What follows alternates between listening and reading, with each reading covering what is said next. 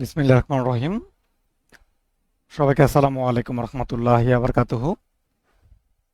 আশা করি আপনারা সবাই ভালো আছেন, সুস্থ আছেন এবং নিরাপদ আছেন। আমি আপনাদের সাথে আছি মোহাম্মদ আল আমিন, লেখক উৎকর্ষ জিকে। এই মুহূর্তে যে যেখান থেকে আছেন সবাই একটু কমেন্টের মাধ্যমে জানাবেন যে আমাকে আপনারা ভালোভাবে শুনতে পাচ্ছেন কিনা। ইতিমধ্যে আমাদের সাথে যুক্ত হয়েছে ফারজানা ইভা। আসসালামু আলাইকুম। ওয়ালাইকুম আসসালাম। আমাদের সাথে আছে আল আমিন ফকির। আসসালামু আলাইকুম। ওয়ালাইকুম আসসালাম। যারা আপনারা এটিও পরীক্ষার্থী আছেন, আজকের ক্লাসটি আপনাদের জন্য খুব গুরুত্বপূর্ণ একটি ক্লাস হতে যাচ্ছে। আজকে আমরা 2016 সালের সাধারণ জ্ঞানের প্রশ্ন নিয়ে আলোচনা করব। যত বেশি আমরা বিগত সালের প্রশ্নগুলো সমাধান করব, তত আমাদের প্রস্তুতি নেওয়া সহজ হবে। নাসরিন পারভিন, আসসালামু আলাইকুম। সবাই দয়া করে একটু শেয়ার করবেন। আজকে আমরা আলোচনা করব এটিইউ নিয়োগ পরীক্ষার জিকে প্রশ্ন সমাধান। সবাই একটু শেয়ার করবেন। আমাদের অনেক প্রার্থী আসলে আমরা সবার মাঝে যখন উত্তর করব, নিজেকেও ভালো লাগবে যে আমি পারতেছি, আত্মবিশ্বাস বিল্ড আপ হবে।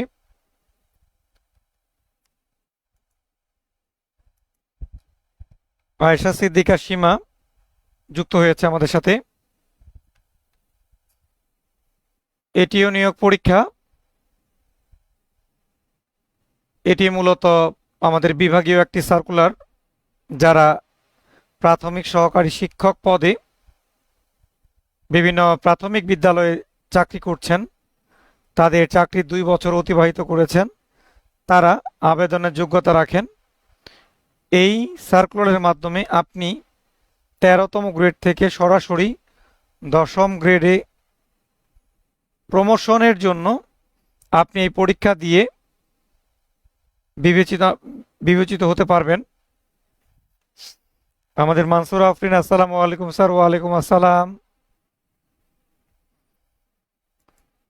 দেখ, আমাদের অনেক আলোচনা হলো, আমরা চলে যাই আমাদের আজকের প্রশ্নে। আপনাদের অনেক অপেক্ষার পালা শেষ হলো।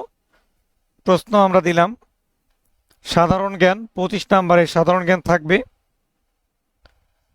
দেখেন, অনেক সহজ প্রশ্ন। আয়তনের দিক থেকে বাংলাদেশের বৃহত্তম জেলা কোনটি?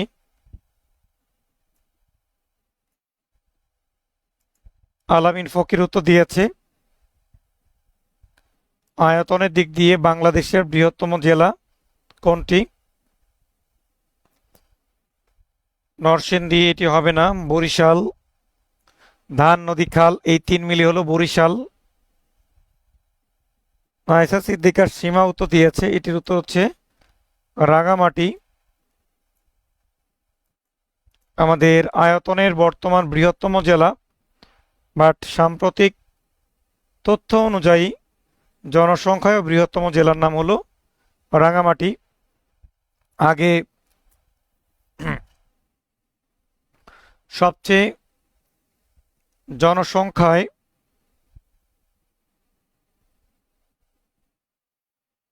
কম জনসংখ্যা হচ্ছে রাঙামাটিতে। আগে বান্দরবন ছিল, এখন হচ্ছে রাঙামাটিতে। আর রাঙামাটির সাথে আমাদের ভারত এবং মিয়ানমার দুটো রাষ্ট্রেই সীমান্ত রয়েছে। চলে যাচ্ছি আমরা 2 নম্বর প্রশ্নে। অনেক সহজ প্রশ্ন ছিল। সহজ প্রশ্ন হলেও আপনাদের প্রিপারেশন নিয়ে রাখা ভালো, কারণ আপনারা যারা চাকরি করছেন দীর্ঘদিন চাকরির কারণে আপনারা এই চাকরির পড়া থেকে বিচ্ছিন্ন অবস্থায় আছেন। তাই যত সহজেই হোক না কেন প্রশ্ন, আপনাকে প্রিপারেশন নিয়ে পরীক্ষা হলে যাওয়া উচিত আমি মনে করি। না হলে আপনার এই অ্যাপ্লিকেশন করাটা একটা লটারির কাটার মতোই, লটারির টিকিট কাটার মতোই অবস্থা তৈরি হবে।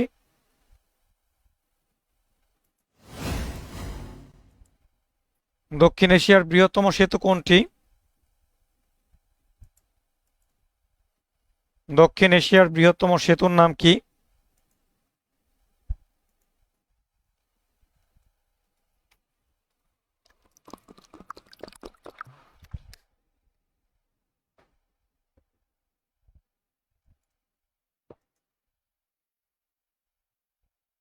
দুই হাজার 16 সালের আগে দক্ষিণ এশিয়ার বৃহত্তম দেশ সেতুর নাম ছিল বঙ্গবন্ধু সেতু, বাট এখন দক্ষিণ এশিয়ার, এটি তখন ছিল বঙ্গবন্ধু সেতু, বাট এখন দক্ষিণ এশিয়ার যদি বলা হয় বর্তমান দক্ষিণ এশিয়ার বৃহত্তম সেতু হলো ভারতের ভূপেন হাজারিকা সেতু, যেটি মূলত আসামে অবস্থিত। ফারজানা ববি কলি, এটিও কারা অ্যাপ্লাই করতে পারবেন? যারা প্রাইমারি স্কুলে চাকরি করছেন তারা অ্যাপ্লাই করতে পারবেন। 3 নাম্বার বলবেন, 3 নাম্বার বলবেন বাংলা গদ্যের জনক কে? বাংলা গদ্যের জনক রবীন্দ্রনাথ ঠাকুর হচ্ছে ছোট গল্পের জনক। মাইকেল মধুসূদন দত্ত বাংলা সনেটের জনক।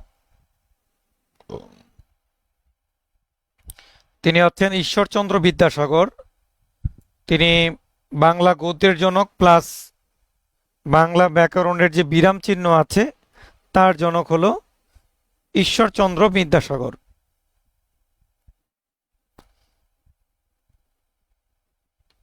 চলে যাচ্ছি আমরা 4 নাম্বার প্রশ্নে। কেন্দ্রীয় শহীদ মিনারের স্থপতি কে ছিলেন? এটি মূলত আমাদের ভাষা আন্দোলনের বাংলাদেশ অ্যাফেয়ার্স থেকে একটি প্রশ্ন। কেন্দ্রীয় শহীদ মিনারের স্থপতি কে ছিলেন? আদনান আলী, আলামিন ফকির, হাফিজা ঝুমা, আশিস বড়ুয়া। এটির উত্তর হচ্ছে হামিদুর রহমান। কেন্দ্রীয় শহীদ মিনার এটি মূলত আমাদের ঢাকা মেডিকেল কলেজ গেটে অবস্থিত। এই কেন্দ্রীয় শহীদ মিনার উদ্বোধন করেছিলেন আবুল বরকতের মা হাসিনা বেগম, এটিও মনে রাখবেন। 4 নাম্বার প্রশ্ন, তামাক সর্বাপেক্ষা বিষাক্ত বস্তুর নাম কি? তামাক একটা মরণঘাতী দ্রব্য। তামাক এর বিষাক্ত বস্তুর নাম কি? আলামিন ফকির উত্তর দিয়েছেন। রুনা রোহান উত্তর দিয়েছেন। আব্দুল মান্নান খান উত্তর করেছেন নিকোটিন। তামাক মূলত তামাক গাছের পাতা শুকনো, এটার মাধ্যমে মানুষ জর্দা, তারপর হচ্ছে সিগারেট এইভাবে ব্যবহার করে তামাক। তো বাংলাদেশের একটি উন্নত জাতের তামাকের নাম হলো ম্যানিলা, এটিও মনে রাখবেন যে ম্যানিলা, যদি বলা হয় ম্যানিলা রাজধানী বাদে কিসের নাম, তা হলো উন্নত জাতের তামাকের নাম। এটি হচ্ছে জাতিসংঘের প্রশ্ন, আন্তর্জাতিক বিষয়াবলীর। অনেকেই যারা আবেদন করবেন, যারা বুঝতে পারছেন না সাধারণ জ্ঞান এবং বাংলা কোন টপিকগুলো পড়ব গুরুত্বপূর্ণ, যেহেতু এই মুহূর্তে আপনাদের পূর্বের কোনো প্রিপারেশন নাই, তাই প্রতিটি টপিক আপনাদের সাজেশন ভিত্তিক পড়লে অল্প সময়ে আপনারা একটা ভালো প্রিপারেশন নিতে পারবেন।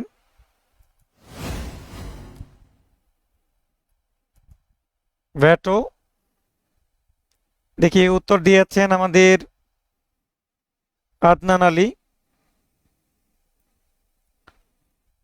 আচ্ছা, আমি আমার এটিও পদের ইউজার আইডি রিকভারি করতে পারছি না, কোনো সহযোগিতা করা যায় কিনা? আপনি ইউজার আইডি, আপনার যে ফোন নাম্বার দিয়েছেন এই ফোন নাম্বার দিয়ে আপনি ইউজার আইডি রিকভার করতে পারবেন। আপনি এটা রিকভার করার জন্য ইউটিউবে একটি ভিডিও দেখে রাখতে পারেন। ভ্যাটো একটি ল্যাটিন শব্দ, আমি মানি না, আই ফরবিট। আই ফরবিট ইংরেজি হচ্ছে আই ফরবিট। ইহা আমি মানি না মূলত যারা নিরাপত্তা পরিষদের 5টি স্থায়ী দেশ তারা ভ্যাটো দিতে পারে। যদি একটা দেশ যদি বলে ইহা আমি মানি না, তাহলে কোনো প্রস্তাবে কি হবে না, পাশ হবে না।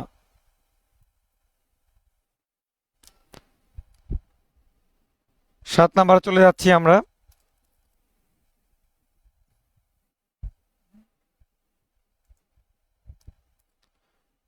বাংলা ভাষায় প্রথম কোরআন অনুবাদ করেন কে? বাংলা ভাষায় প্রথম কোরআন অনুবাদ করেন কে? মাশরাদুল ইসলাম বলছে 2015 সালের আইডি আসে, তার মানে হলো হতে পারে এখনো আপডেট করেনি ওয়েবসাইটটা, চলে আসার কথা। না হলে আপনি আপনি হেল্পলাইন, পিএসসির হেল্পলাইনে ফোন দিয়ে প্রসেসিংটা জেনে নিতে পারেন। হাসি মধু আদাব, নাসরিন পারভিন, হাফিজা জুমা, তিনি হচ্ছেন গিরিশচন্দ্র সেন। ভাই গিরিশচন্দ্র সেন তিনি হচ্ছে বাংলায় প্রথম কোরআন অনুবাদ করেছিলেন 1880 সালের দিকে।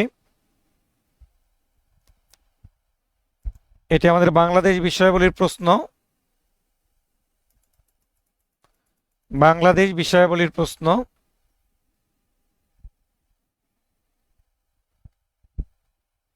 বাংলাদেশের সরকার ব্যবস্থার প্রশ্ন। বাংলাদেশের জাতীয় সংসদের আসন কয়টি? বাংলাদেশের জাতীয় সংসদের মোট আসন কয়টি?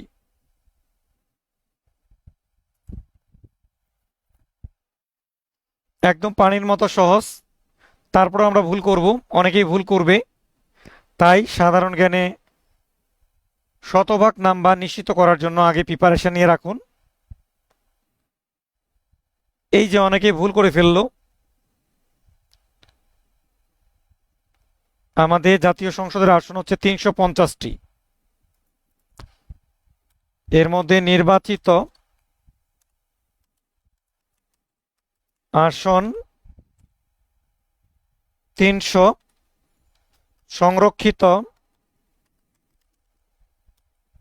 মহিলা আসন হচ্ছে 50টি। এটি আমাদের 17তম সংশোধনের মাধ্যমে করা হয়েছে। আগামী 50 বছর, আগামী 25 বছর এই 50টি থাকবে, কোনো পরিবর্তন হবে না। চলে যাচ্ছি আমরা 9 নাম্বার প্রশ্নে। 9 নাম্বার,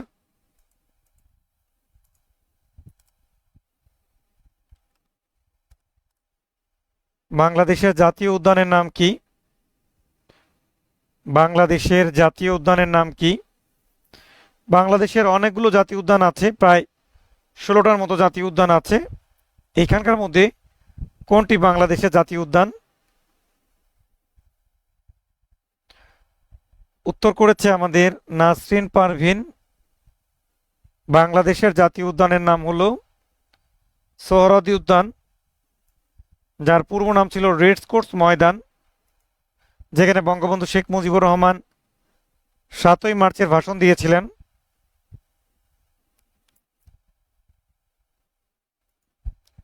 সেন্ট মার্টিন নিয়ে পরীক্ষার প্রশ্ন থাকে। এবার সেন্ট মার্টিনে মিয়ানমার গুলিবর্ষণ করেছে। সেন্ট মার্টিনে আমাদের দীর্ঘদিন যাতায়াত বন্ধ ছিল। বাংলাদেশের একমাত্র প্রবাল দ্বীপ সেন্ট মার্টিন, যার অন্য নাম হলো নারিকেল জিঞ্জিরা। এই দ্বীপের মোট আয়তন 8 বর্গ কিলোমিটার। আদনান আলী উত্তর দিয়েছে সেন্ট মার্টিন হচ্ছে বাংলাদেশের একটি দ্বীপ। বাংলাদেশের সর্বদক্ষিণের ইউনিয়নের নাম হলো সেন্ট মার্টিন।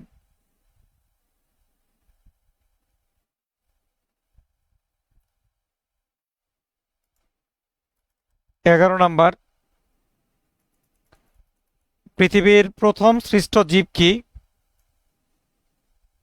পৃথিবীর প্রথম সৃষ্ট জীব, এটা নিয়ে অনেক বিতর্ক আছে।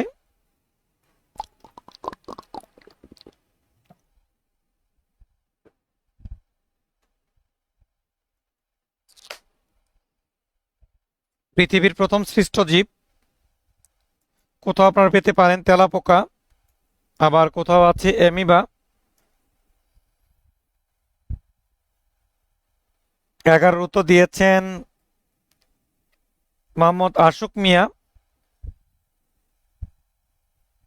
নাদিয়া তাবাসসুম উত্তর করেছেন অ্যামিবা। অ্যামিবা প্রায় 400 মিলিয়ন বছর পূর্বে সৃষ্ট হয়েছে, আর তেলাপোকা হচ্ছে 320 মিলিয়ন বছর আগে সৃষ্ট হয়েছে। তাই আমরা এক্ষেত্রে উত্তর করব অ্যামিবা। আন্তর্জাতিক বিষয়াবলী একটি প্রশ্ন, জিএমটি কি? জিএমটি জিএমটি কি?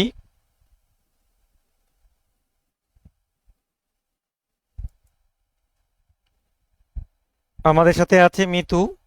আলামিন ফকির প্রথমত দিয়ে দিল জিএমটি। রুনা রোহান, জিএমটি হলো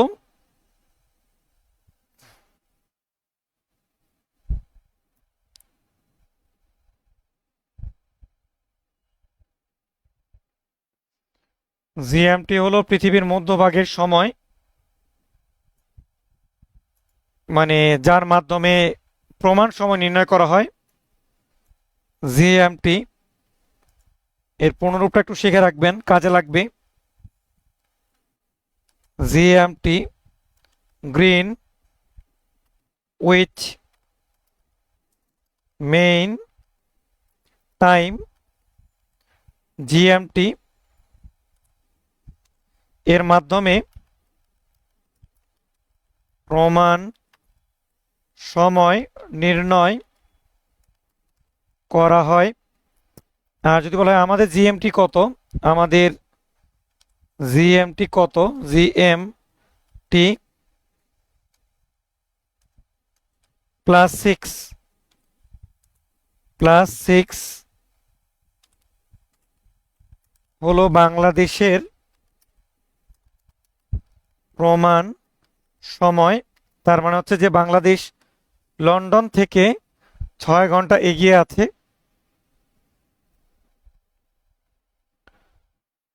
আমরা 13 নম্বর দেখব, এটি ইম্পর্টেন্ট, ভেরি ভেরি ইম্পর্টেন্ট।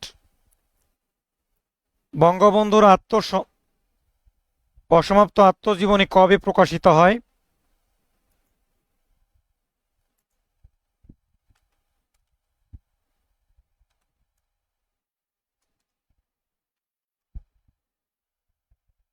আমাদের সাথে আছে আলামিন ফকির, সবাই উত্তর করবেন দ্রুত।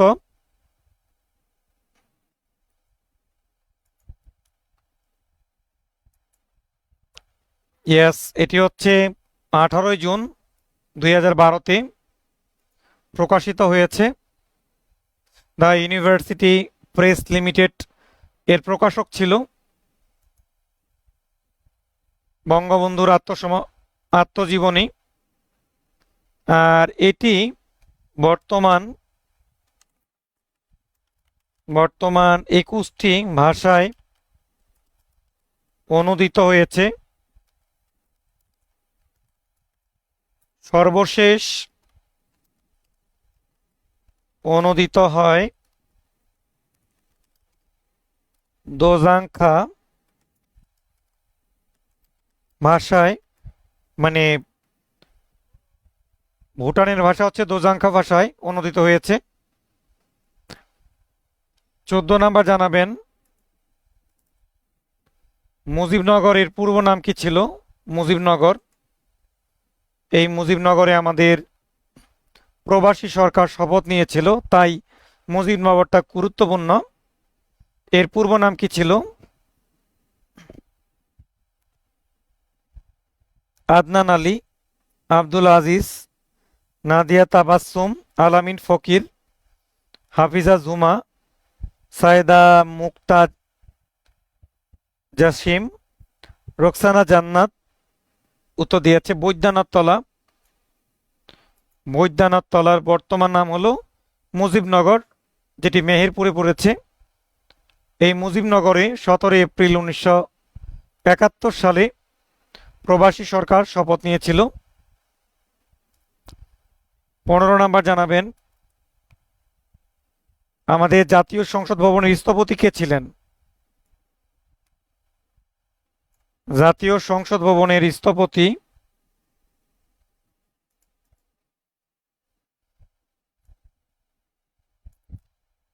হাবিবুন নাহার, নাদিয়া তাবাসসুম, মধু, হাসি মধু।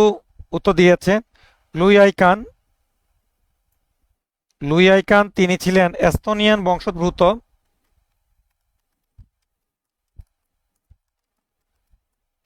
বংশোদ্ভূত ছিলেন তিনি।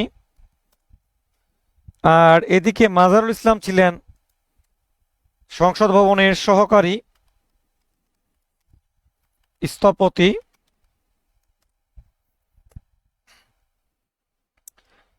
এফ আর রহমান বিখ্যাত স্থপতি ছিলেন, যিনি যুক্তরাষ্ট্রের সর্বোচ্চ সিএস টাওয়ার নির্মাণ করেছিলেন। মৃণাল হক তিনি একজন ভাস্কর ছিলেন। আবারও বাংলাদেশ বিষয়াবলী থেকে চলে এলাম। বাংলাদেশের সংবিধান কবে কার্যকর হয়? বাংলাদেশের সংবিধান কবে কার্যকর হয়? সংবিধান থেকে প্রশ্ন আসবে।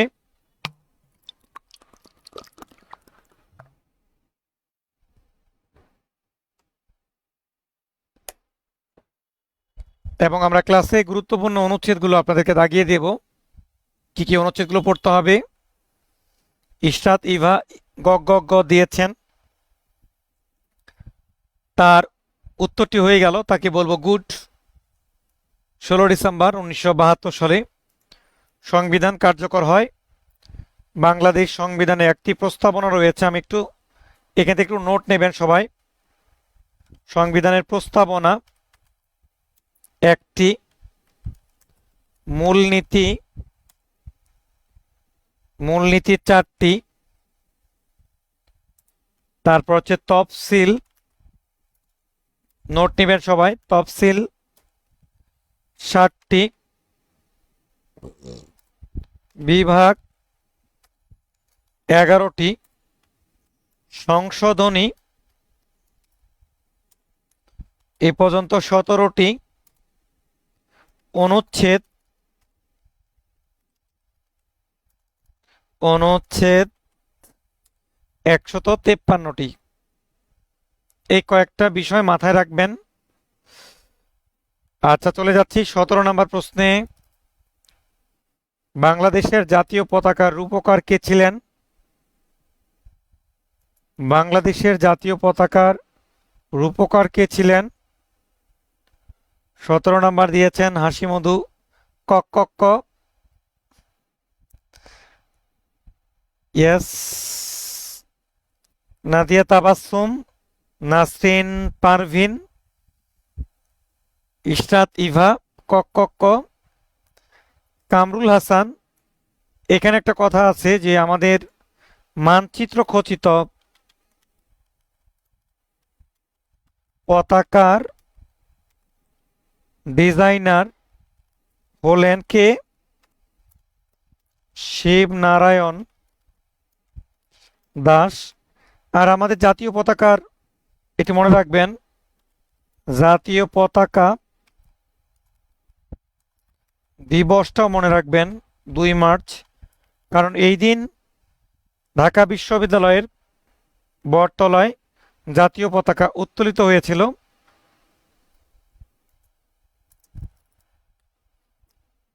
ঢাকা বিশ্ববিদ্যালয়ের প্রথম উপাচার্য কে ছিলেন? ঢাকা বিশ্ববিদ্যালয় যাকে বলা হয় যে প্রাচ্যের অক্সফোর্ড, ঢাকা বিশ্ববিদ্যালয় শায়লা শারমিন, নাদিয়া তাবাসসুম উত্তর দিয়েছেন, নাসরিন পারভিন, সেলিম রেজা, সৌরভ, পিজে হার্টস এটি পড়বেন। আর যদি বলা হয় যে বর্তমান ঢাকা বিশ্ববিদ্যালয়ের উপাচার্য কে, এর পরিপ্রেক্ষিতে একটু নোট নেবেন। বর্তমান ঢাকা বিশ্ববিদ্যালয়ের উপাচার্য কে? তিনি হচ্ছেন মাকসুদ কামাল। মাকসুদ কামাল। আমরা চলে যাচ্ছি 19 নম্বরে। বাংলাদেশের সবচেয়ে বড় প্রাকৃতিক মৎস্য প্রজনন কেন্দ্র কোনটি? প্রাকৃতিকভাবে মাছের রেণু উৎপাদন করা হয়।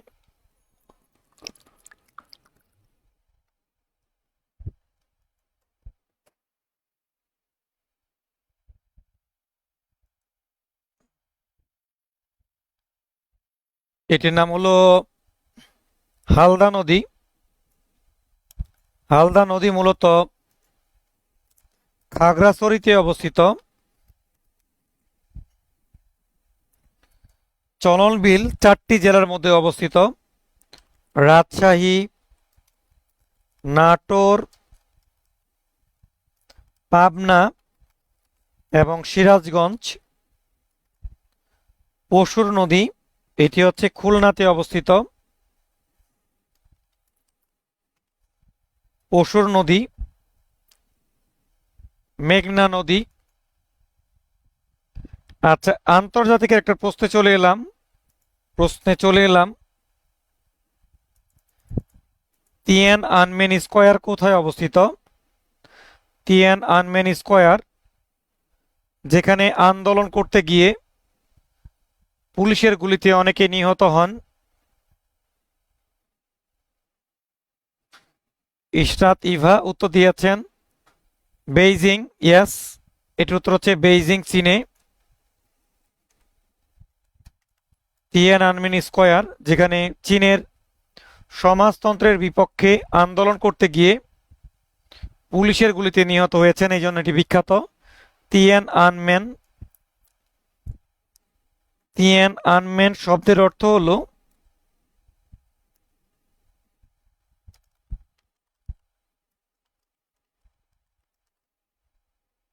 ফুলের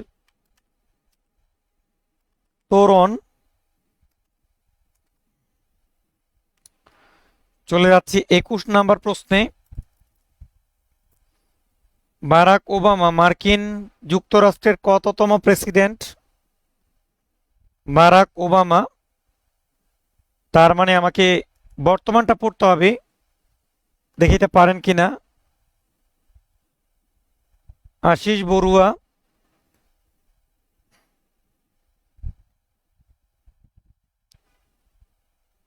ইশরাত ইভা, নাদিয়া তাবাসসুম। 44তম প্রেসিডেন্ট বারাক ওবামা।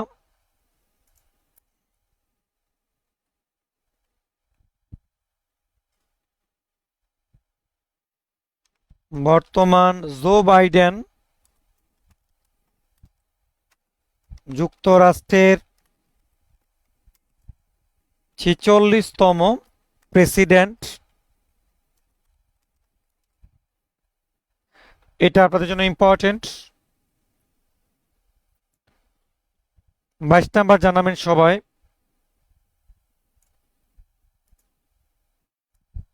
কোন বিষয়ে অবদান রাখার জন্য এই বছর প্রধানমন্ত্রী শেখ হাসিনাকে জাতিসংঘ কর্তৃক চ্যাম্পিয়ন অব দ্য আর্থ পুরস্কার প্রদান করা হয়?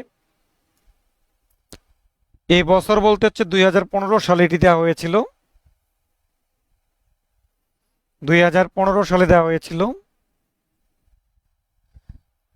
এটি হলো পরিবেশ বিষয়ক চ্যাম্পিয়ন অব দ্য আর্থ পুরস্কার দেওয়া হয় 2015 সালে। এই পুরস্কার দেওয়া হয়। জাতিসংঘের সর্বোচ্চ পুরস্কারের নাম হলো জাতিসংঘের পরিবেশ বিষয়ক সর্বোচ্চ পুরস্কারের নাম হলো চ্যাম্পিয়ন অব দ্য আর্থ।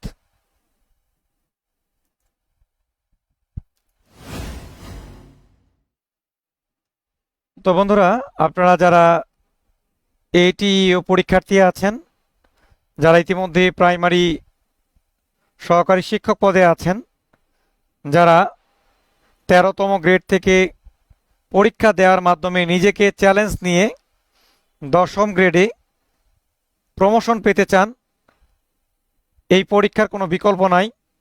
সারা বাংলাদেশে সবাই অংশগ্রহণ করবে। তাই এটি একটা বিভাগীয় পদ বা পোস্ট। তো দীর্ঘদিন যারা আপনারা চাকরির পড়াশোনা থেকে বিচ্ছিন্ন আছেন, যারা সাজেশন ভিত্তিক টপিক ধরে ধরে পড়ে এই পরীক্ষাটি দিতে যান, তাদের জন্য অনলাইনে একটি কোর্স আগামী 11 তারিখ থেকে শুরু হবে। এই একটি কোর্সের মাধ্যমেই আপনার বাংলা এবং জিকের 50 নাম্বারের পূর্ণাঙ্গ প্রিপারেশন কমপ্লিট হবে ইনশাল্লাহ। এই কোর্সটিতে আপনি কি পাবেন? মোট ক্লাস 30 থেকে 35টি পাবেন। ক্লাস ভিত্তিক পিডিএফ নোটস পাবেন 30টি। প্রতিটি ক্লাসের বিপরীতে ক্লাস টেস্ট পাবেন। চূড়ান্তভাবে মডেল টেস্ট পাবেন। আগামী 10 তারিখ পর্যন্ত একটা বিশাল ডিসকাউন্টে ভর্তি চলছে। পরবর্তীতে এই সুযোগটি আপনারা পাবেন না। এই কোর্সের রেগুলার ফি হচ্ছে 1220 টাকা। তবে আগামী 10 তারিখের মধ্যে অ্যাডমিশন নিলে 500 টাকা ডিসকাউন্টে মাত্র 720 টাকায় আপনি অ্যাডমিশন নিতে পারবেন। বিস্তারিত জানতে এই নাম্বারে হোয়াটসঅ্যাপে আপনারা কল করতে পারেন। তো আপনারা প্রিপারেশন নেন। যদিও এখানে 159টি পদ রয়েছে, ম্যাক্সিমাম প্রার্থীরা শুধুমাত্র নামে মাত্র আবেদন করবে, কারণ অনেকেই চাকরির পড়াশোনা থেকে বিচ্ছিন্ন আছে। এই মুহূর্তে আপনি যদি একটু চ্যালেঞ্জ নিতে পারেন, নিয়মিত টপিক ধরে ধরে পড়তে পারেন, চর্চার মধ্যে রাখতে পারেন, ইনশাল্লাহ আপনি এই ক্ষেত্রে আপনার কাঙ্ক্ষিত সফলতা ছিনিয়ে আনতে পারবেন ইনশাল্লাহ। তো আজকের ক্লাসটি আপনাদের কেমন লাগলো কমেন্টের মাধ্যমে জানাবেন। আর ক্লাসটি ভালো লাগলে অবশ্যই লাইক কমেন্ট শেয়ার করে আমাদের সাথে থাকবেন। সবাইকে অনেক অনেক ধন্যবাদ।